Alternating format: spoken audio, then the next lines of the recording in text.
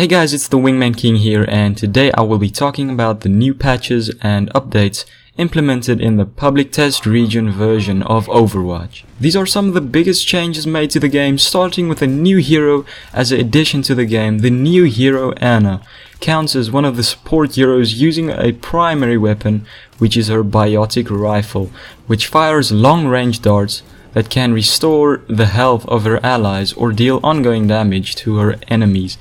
Meanwhile, her biotic grenade is perfect for a close quarters clash, simultaneously healing teammates and injuring foes caught in its small area of effect. Affected allies will also receive a temporary increase to all incoming healing, while affected enemies can't be healed for a few moments. And if the battle starts to get out of hand, Ana's sidearm can fire a sleep dart, knocking out the enemy unconscious. And her ultimate ability, called the Nano Boost, empowers one of her teammates, granting faster movement, increased damage, and resistance to enemy attacks. Moving on, there has been a few changes made to the gameplay, which involves the increased burning time when a match goes into overtime for more than 20 seconds. This is followed by the delayed spawning time by 2 seconds during the overtime.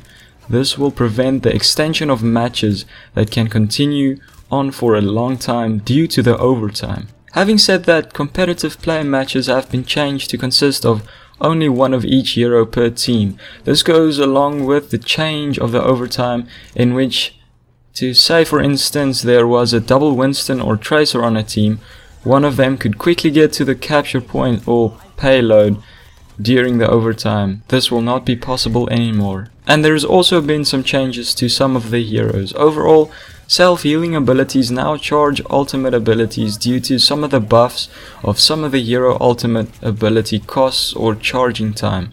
Starting with Bastion, his ultimate ability cost or charging time has been increased by 10% and will have you laughing just a bit longer while you sit in the corner in your sentry mode and destroy the opposition with Bastion's huge DPS.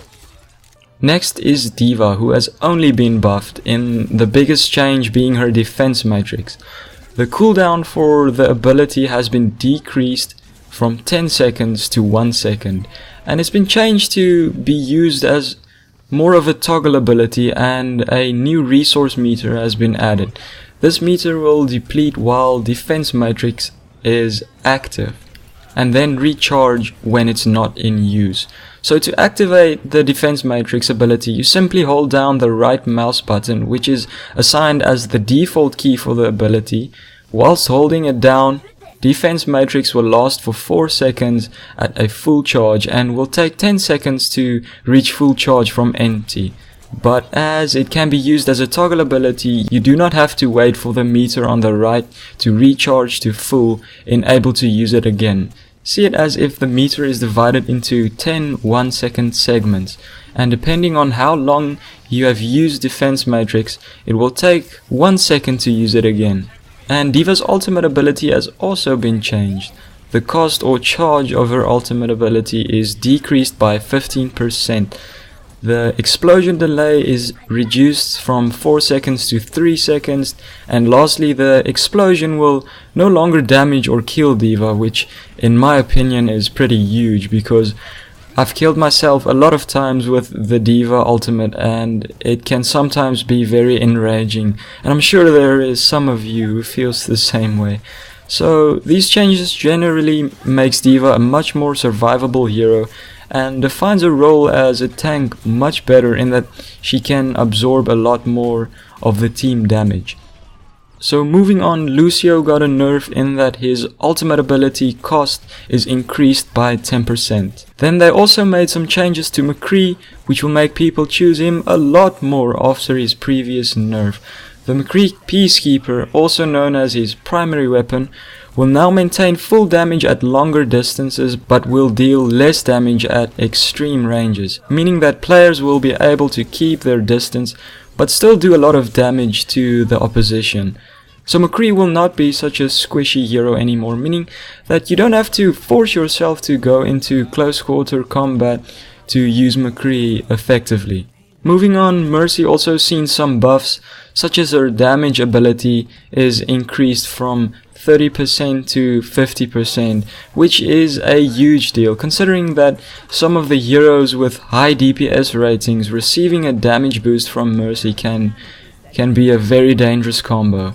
Also something to note that a damage boosted McCree can one-shot, headshot any hero with 200 health or less. And with McCree's buff, it could be a really good pick. Now they've also removed the stacking of the damage boost effect on heroes from multiple Mercies, which is actually not that big of a deal, for you hardly ever see teams with more than one Mercy. And Mercy's ultimate ability, Resurrect, both got a buff and a nerf. A nerf in that her ultimate does not charge as quickly anymore and is increased by 30%. But to make up for its longer charging time, her ultimate got a buff in that you are now able to move around upon the ultimate activation, making her much more survivable and preventing the very irritating deaths of enemies simply killing a still standing target, referring to a enemy Mercy upon her ultimate activation. And lastly, Mercy's Guardian Angel will instantly reset upon use, which basically means that you can instantly switch between teammates without waiting for a cooldown. Then Soldier 76 got nerfed and will require some readjustment for everyone who had him as their favorite hero. His heavy pulse rifle is changed to recover its spread after a short delay rather than instantly, meaning that the longer you hold down his primary fire, the more accurate your shots will become. Now a lot of people uses his primary fire in a burst manner to get pinpoint accurate shots, but this will also have to be adjusted to the spread of the weapon. And his ultimate ability, Tactical Visor, also got a nerf in that its charging time is increased by 10%.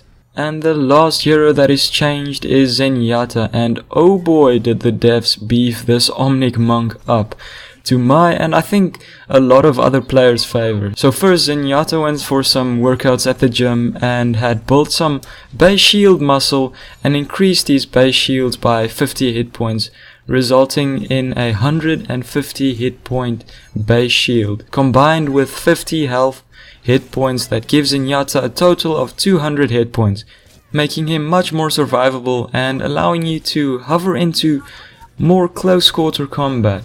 And whilst you do that, don't forget to give them the foot. Zenyatta's Orb of Discord and Orb of Harmony have been increased from 30 to 120, which basically means that you will be able to mark enemies, especially if they are far away, much quicker with the Orb of Discord, and also heal teammates much quicker with the Orb of Harmony. And Zenyatta's ultimate got changed in that movement speed is now doubled upon activation, allowing you to move with crazy speeds. And the healing of the Transcendence ultimate is increased from 200 to 300 health per second, making it a very powerful ultimate alongside the speed change that practically makes it impossible for the opposing team to do damage to players in the range of Zenyatta's ultimate ability. So with all that said, I've been really enjoying these changes made and implemented in the public test region, and I'm really excited for its release, especially to see some of the pro teams use the new hero Anna and see her used to her full potential. And if you enjoyed the video, make sure to hit that like button down below and leave some comments of what you think of these changes and what you'd rather do and want to be changed. And also don't forget to subscribe to see more content like this. But anyway guys, thanks so much for watching, and I'll catch you guys in the next video. Bye bye.